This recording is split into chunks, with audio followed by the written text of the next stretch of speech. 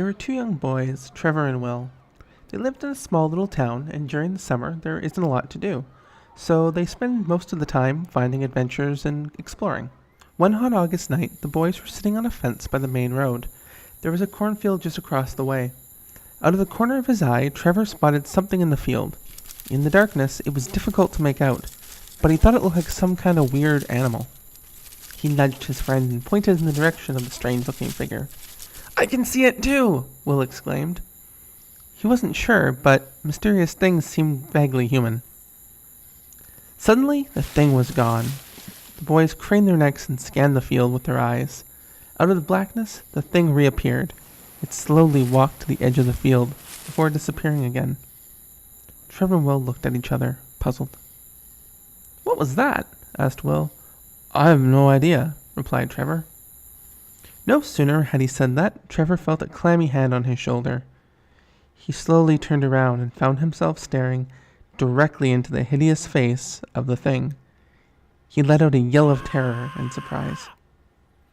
The rotting skin on the thing's face was peeling off in places, revealing the bone underneath. For a moment, it just stared silently at Trevor, its dark, sunken eyes seemingly pulling him in. The thing quickly grabbed his arm. He felt its fingernails dig into his flesh, snapping out of his transfixed state as he pulled away. The two boys leapt off the fence and ran down the road, screaming in horror, not stopping until they reached their respective homes. They tried to tell their parents and friends about the thing that they had seen that night, but nobody believed them. When Trevor woke up the next morning, the scratches on his arm were still there, though they looked darker than the previous day. Over the next few days, the scratches got progressively worse and extended further and further up his arm, eventually making him physically sick and warranting a visit to the doctor. After examining his arm, the doctor told the boy it was indeed infected and gave him some antibiotics. Unfortunately, the drugs didn't do much, and Trevor's condition got worse and worse. The infection spread to his entire body, and it wasn't long before his flesh was rotting and falling off.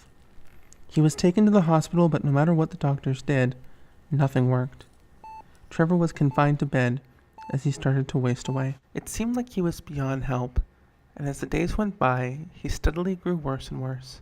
His anguished parents could only sit at his bedside and cry as they watched their beloved son slowly rotting away before their eyes.